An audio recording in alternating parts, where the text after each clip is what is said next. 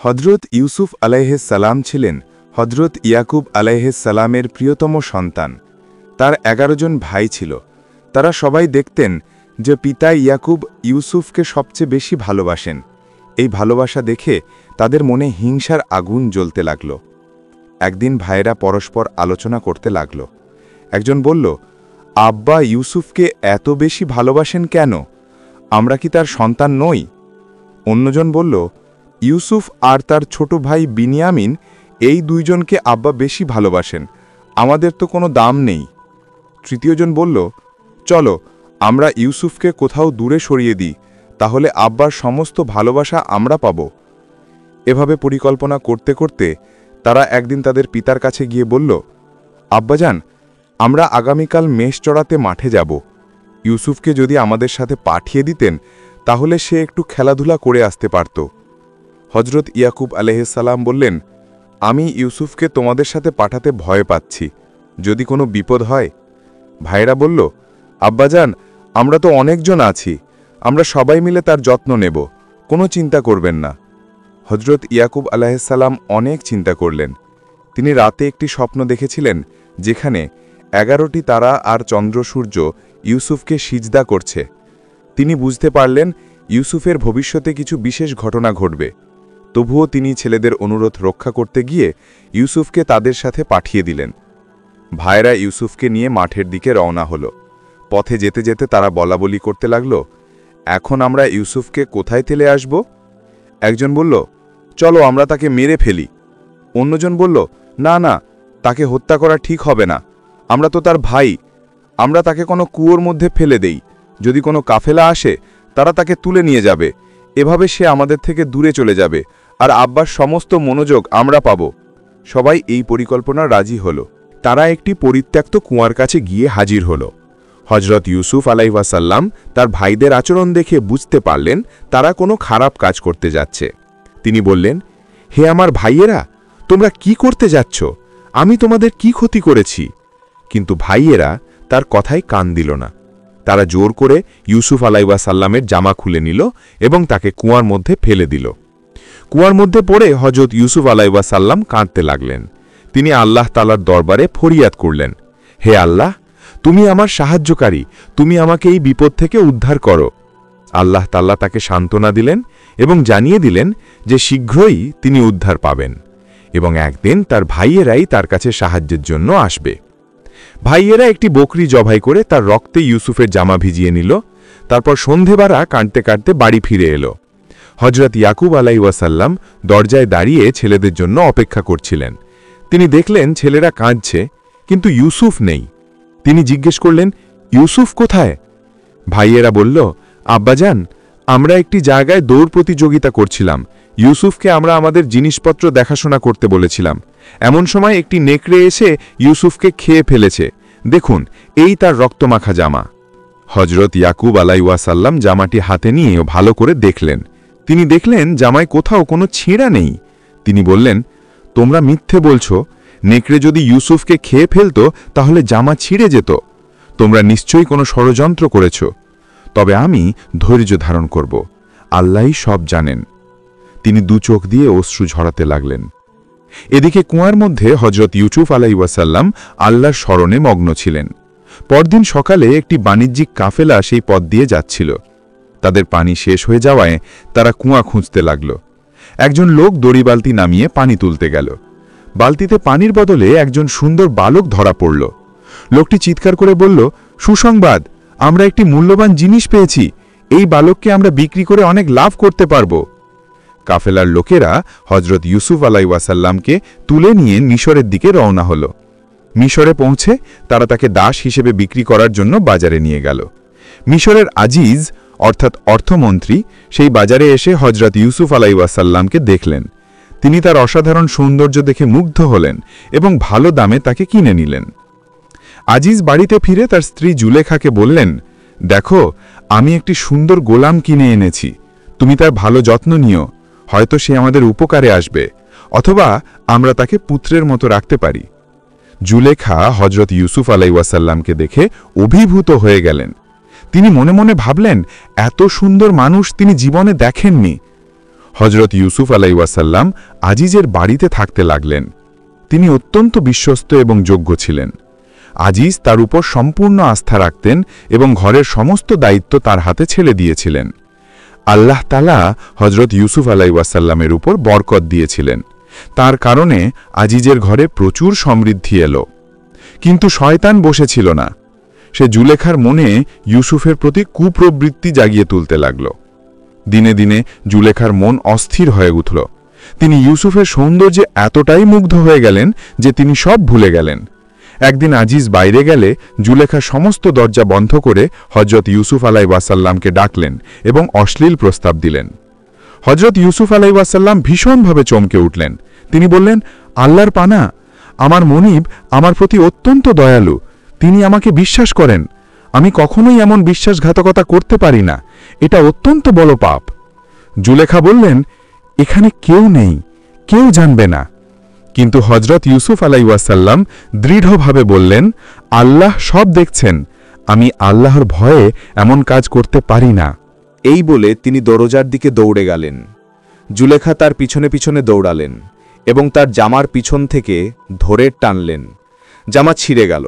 ঠিক সেই মুহূর্তে দরজা খুলে গেল এবং আজিজ ভিতরে প্রবেশ করলেন। এই অবস্থা দেখে আজিজ স্তম্ভিত হয়ে গেলেন। জুলেখা সাথে সাথে বললেন, দেখুন, এই গোলাম আমার সাথে খারাপ ব্যবহার করতে চেয়েছে, তাকে শাস্তি দেওয়া উচিত। হজরত ইউসুফ আলাইহিসসালাম বললেন, আমি নির্দোষ, তিনিই আমাকে ডেকেছিলেন। এমন সময় জুলেখার এক আত্মীয় যিনি ঘরে ছিলেন, তিনি বললেন, আমরা তার জামা দেখে বুঝতে পারি কে সত্য বলছে। যদি জামা সামনে থেকে ছেঁড়া আলায় তাহলে জুলেখা সত্য বলছেন, আর যদি পিছন থেকে ছেঁড়া হয় তাহলে ইউসুফ সত্য বলছেন। আজিজ জামা পরীক্ষা করে দেখলেন জামা পিছন থেকে ছেঁড়া। তিনি বুঝতে পারলেন ইউসুফ নির্দোষ। আজিজ জুলেখাকে বললেন, এটা তোমার দোষ, তুমি ইউসুফের কাছে ক্ষমা চাও। তিনি ইউসুফকে বললেন, তুমি এই বিষয়ে কাউকে কিছু বলো না। কিন্তু এই ঘটনার খবর রাজপ্রাসাদে ছড়িয়ে পড়ল। মিশরের সম্ভ্রান্ত মহিলারা জুলেখাকে নিয়ে হাসাহাসি করতে লাগল। তারা বলাবলি করতে লাগল, দেখো, আজিজের স্ত্রী তাদের গোলামের প্রেমে পড়ে গেছেন। এটা কত বড় লজ্জার বিষয়। জুলেখা এই কথা শুনে ক্রোধান্বিত হলেন। তিনি সেই মহিলাদের একটি ভোজ সভায় আমন্ত্রণ জানালেন। তিনি সবাইকে ফল কাটার জন্য ছুরি দিলেন। তারপর হজরত ইউসুফ আলাইহিসসালামকে ডাকলেন। হজরত ইউসুফ আলাইহিসসালাম যখন কক্ষে প্রবেশ করলেন তখন তার অপরূপ সৌন্দর্য দেখে সমস্ত মহিলারা হতভাগ হয়ে গেল। তারা ফলের বদলে নিজেদের হাত কেটে ফেলল, কিন্তু বুঝতেই পারল না। তারা বলতে লাগল, সুবহানাল্লাহ, এ তো মানুষ নয়, এ তো যেন কোনো ফেরেশতা। জুলেখা বললেন, দেখলেন তো, এই সেই ব্যক্তি যাকে নিয়ে তোমরা আমাকে দোষারোপ করছিলে। আমি তাকে আমার বশে আনতে চেয়েছিলাম, কিন্তু সে রাজি হয়নি। এখন যদি সে আমার কথা না শোনে তাহলে আমি তাকে কারাগারে পাঠাবো।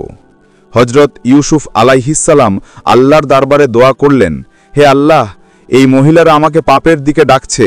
কারাগার আমার কাছে এদের সাথে থাকার চেয়ে উত্তম। তুমি আমাকে রক্ষা করো। আল্লাহ তাআলা তার দোয়া কবুল করলেন, কিন্তু তাকে পরীক্ষা করার জন্য কিছুদিনের জন্য কারাগারে যেতে হলো। হজরত ইউসুফ আলাইহিসসালাম নির্দোষ হওয়া সত্ত্বেও কারাগারে প্রবেশ করলেন। সেখানে তিনি অন্যান্য বন্দীদের সাথে ভালো ব্যবহার করতেন এবং তাদের স্বপ্নের ব্যাখ্যা দিতেন। তার সাথে দুজন বন্দী ছিল। একজন ছিল বাদশার সাকি আর অন্যজন ছিল রাঁধুনি। একদিন সাকি বলল, আমি স্বপ্নে দেখলাম আমি আঙুর নিংড়ে রস বের করছি। হে ইউসুফ, এই স্বপ্নের ব্যাখ্যা কি? হজরত ইউসুফ আলাইহিসসালাম বললেন, 3 দিন পরে তুমি মুক্তি পাবে এবং আবার বাদশার সাকির কাজে ফিরে যাবে। যখন তুমি মুক্তি পাবে তখন বাদশাকে আমার কথা বলো যে আমি নির্দোষ। রাঁধুনি বলল, আমি স্বপ্নে দেখলাম আমার মাথায় রুটির ঝুড়ি রয়েছে আর পাখি সেই রুটি খাচ্ছে। হজরত ইউসুফ আলাইহিসসালাম বললেন, 3 দিন পরে তোমার মৃত্যুদণ্ড হবে। 3 দিন পরে ঠিক তাই হলো। সাকি মুক্তি পেল আর রাঁধুনির মৃত্যুদণ্ড হল। কিন্তু সাকি হজরত ইউসুফ আলাইহিসসালামের কথা ভুলে গেল। শয়তান তার মনে বিস্মৃতি ঢেলে দিল। এভাবে আরও কয়েক বছর কেটে গেল। একদিন মিশরের বাদশাহ একটি স্বপ্ন দেখলেন। তিনি দেখলেন 7টি মোটা গরু নদী থেকে উঠে এলো এবং তারপর 7টি রোগা গরু এসে সেই মোটা গরুগুলোকে খেয়ে ফেলল। এছাড়াও তিনি দেখলেন 7টি সবুজ শীষ এবং 7টি শুকনো শীষ। তিনি সকালে উঠে অত্যন্ত চিন্তিত হলেন এবং তার দরবারের সমস্ত জ্ঞানী ব্যক্তিদের ডেকে এই স্বপ্নের ব্যাখ্যা জানতে চাইলেন। কেউই এই স্বপ্নের সঠিক ব্যাখ্যা দিতে পারল না। তখন শাকির হজরত ইউসুফ আলাইহিসসালামের কথা মনে পড়ল। সে বাদশাকে বলল, হুজুর, কারাগারে একজন যুবক আছে যে স্বপ্নের ব্যাখ্যা দিতে পারে, আমি তাকে জিজ্ঞেস করে আসি। বাদশাহ অনুমতি দিলেন। শাকি কারাগারে গিয়ে হজরত ইউসুফ আলাইহিসসালামকে বাদশার স্বপ্নের কথা বলল। হজরত ইউসুফ আলাইহিসসালাম বললেন, এই স্বপ্নের অর্থ হল আগামী 7 বছর মিশরে খুব ভালো ফসল হবে, মানুষ যেন সেই ফসল সংরক্ষণ করে রাখে। তারপর 7 বছর ভয়ানক দুর্ভিক্ষ আসবে, সেই সময় সংরক্ষিত ফসল কাজে লাগবে। তারপর আবার একটি ভালো বছর আসবে যখন বৃষ্টি হবে এবং ফসল হবে। বাদশাহ এই ব্যাখ্যা শুনে অত্যন্ত খুশি হলেন। তিনি বললেন, যে ব্যক্তি এমন জ্ঞান রাখে তাকে আমার কাছে নিয়ে আসো। কিন্তু হজরত ইউসুফ আলাইহিসসালাম বললেন, আমি ততক্ষণ বের হব না যতক্ষণ না আমার নির্দোষিতা প্রমাণিত হয়। বাদশাহ তদন্ত করতে বললেন। বাদশাহ জুলেখা এবং সেই সময়ের সমস্ত মহিলাদের ডেকে পাঠালেন। তিনি জিজ্ঞেস করলেন, ইউসুফ কি সত্যি দোষী ছিল?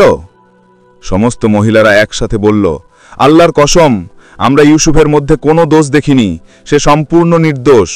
জুলেখাও স্বীকার করলেন। তিনি বললেন, এখন সত্য প্রকাশ হল, আমি তাকে পাপের দিকে ডেকেছিলাম, সে সত্যবাদী এবং পবিত্র। বাদশাহ হজরত ইউসুফ আলাইহিসসালামকে সম্মানের সাথে কারাগার থেকে মুক্ত করলেন। তিনি বললেন, আমি চাই আপনি আমার রাজ্যের খাদ্য ভাণ্ডারের দায়িত্ব নেন। হজরত ইউসুফ আলাইহিসসালাম বললেন, আমি এই দায়িত্ব নিতে প্রস্তুত, আমি বিশ্বস্ত রক্ষী এবং জ্ঞানী। বাদশাহ তাকে মিশরের কোষাধ্যক্ষ নিযুক্ত করলেন। এভাবে হজরত ইউসুফ আলাইহিসসালাম কারাগার থেকে বের হয়ে মিশরের অন্যতম প্রভাবশালী ব্যক্তি হয়ে উঠলেন। হজরত ইউসুফ আলাইসাল্লাম অত্যন্ত দক্ষতার সাথে তার দায়িত্ব পালন করতে লাগলেন। প্রথম 7 বছর যখন প্রচুর ফসল হল, তখন তিনি সেই ফসল সংরক্ষণ করে রাখার ব্যবস্থা করলেন। তিনি মানুষদের বললেন যে শীষসহ শস্য সংরক্ষণ করতে, যাতে তা বেশি দিন ভালো থাকে। মানুষ তার কথা মতো কাজ করল এবং বিশাল পরিমাণ খাদ্যশস্য গুদামে জমা হল। 7 বছর পরে ঠিক তার ভবিষ্যৎবাণী অনুযায়ী দুর্ভিক্ষ শুরু হল। শুধু মিশরে নয়, আশেপাশের সমস্ত দেশে ভয়াবহ দুর্ভিক্ষ দেখা দিল। কিন্তু মিশরে খাদ্যশস্যের প্রচুর মজুদ ছিল। হজরত ইউসুফ আলাইসাল্লাম ন্যায্য মূল্যে মানুষের কাছে খাদ্যশস্য বিক্রি করতে লাগলেন। দূর দূরান্ত থেকে মানুষ মিশরে খাদ্য কিনতে আসতে লাগল। এদিকে ক্যানান দেশে হজরত ইয়াকুব আলাইসাল্লাম এবং তার পুত্রদের ওপরেও দুর্ভিক্ষের প্রভাব পড়ল।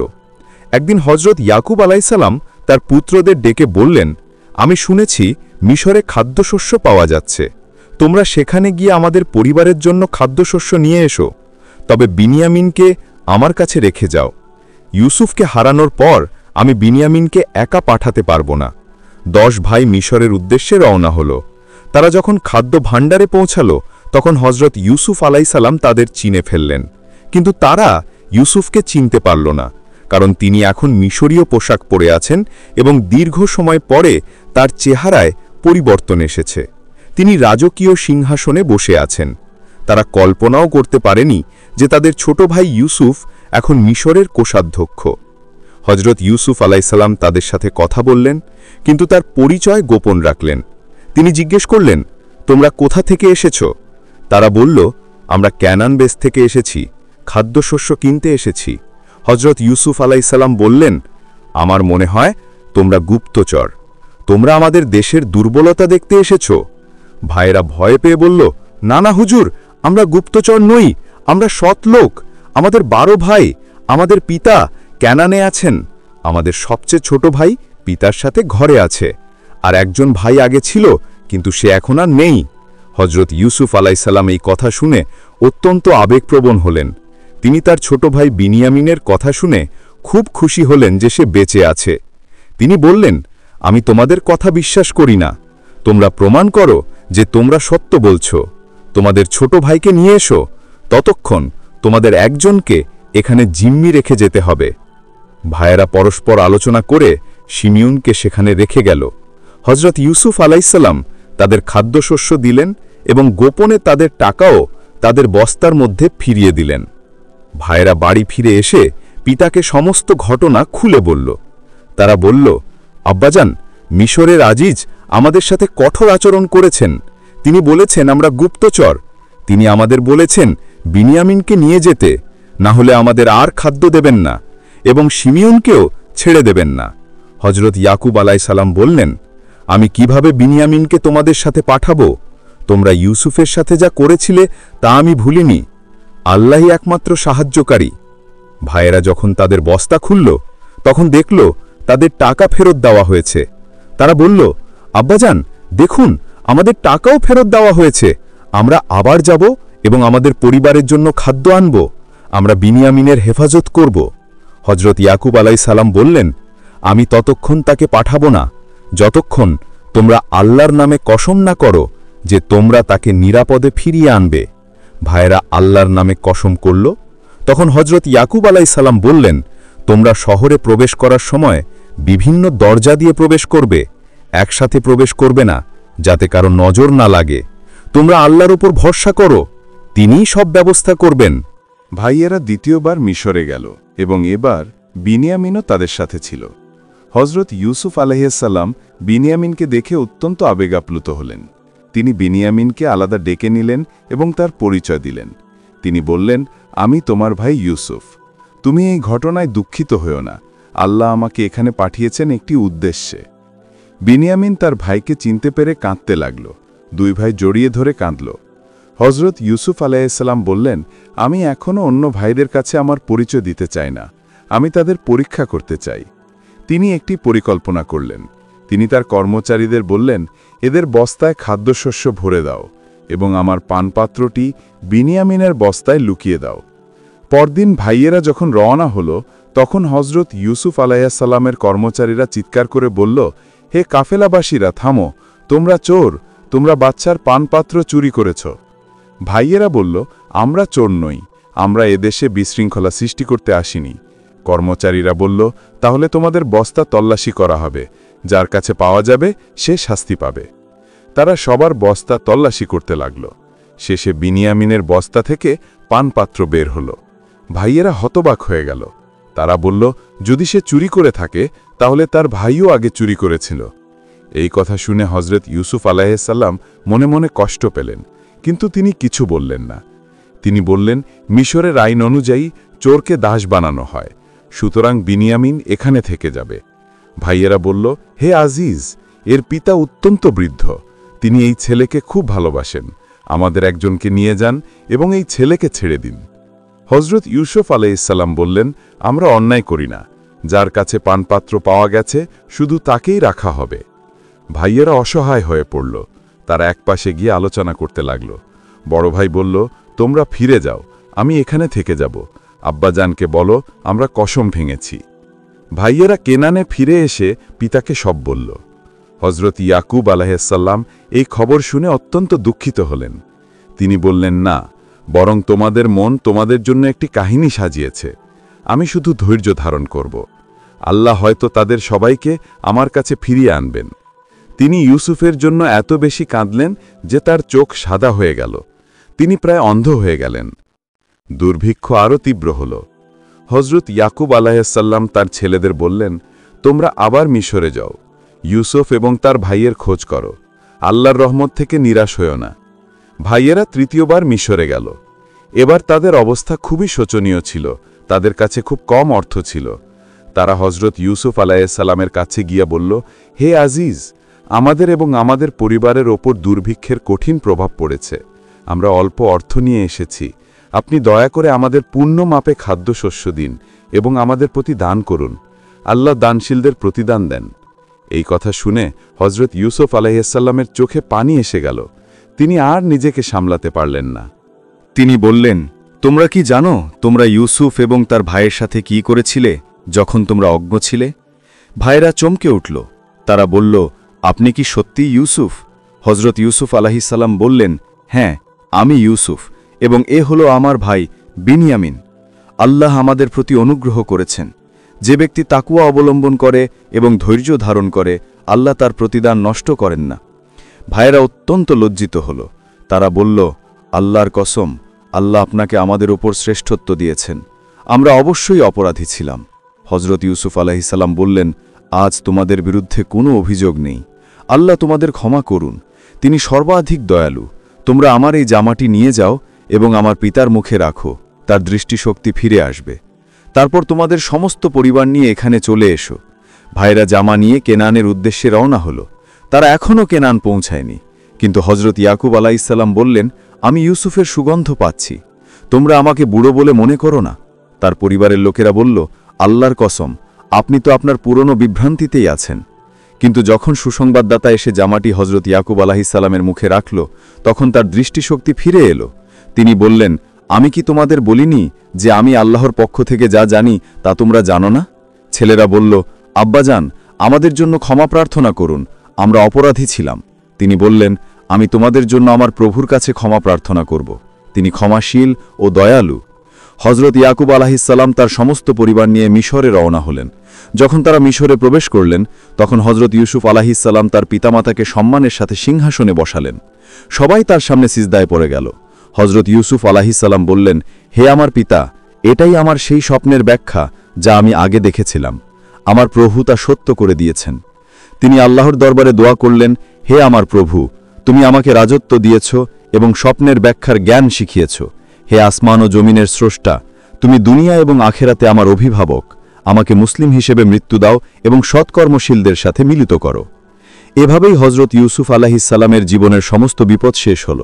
যিনি একদিন কুয়ায় নিক্ষিপ্ত হয়েছিলেন, দাস হিসেবে বিক্রি হয়েছিলেন, মিথ্যা অভিযোগে কারাগারে গিয়েছিলেন, তিনি আল্লাহর রহমতে মিশরের অন্যতম শক্তিশালী ব্যক্তি হলেন। তার ধৈর্য, তাকওয়া এবং আল্লাহর প্রতি দৃঢ় বিশ্বাস তাকে সমস্ত পরীক্ষায় উত্তীর্ণ করল।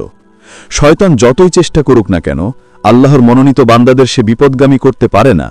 হজরত ইউসুফ আলাইহিসসালামের জীবন আমাদের শিক্ষা দেয় যে ধৈর্য এবং আল্লাহর ওপর ভরসা করলে আল্লাহ অবশ্যই সাহায্য করেন। যে ব্যক্তি আল্লাহকে ভয় করে এবং ধৈর্য ধারণ করে, আল্লাহ কখনো তার প্রতিদান নষ্ট করেন না।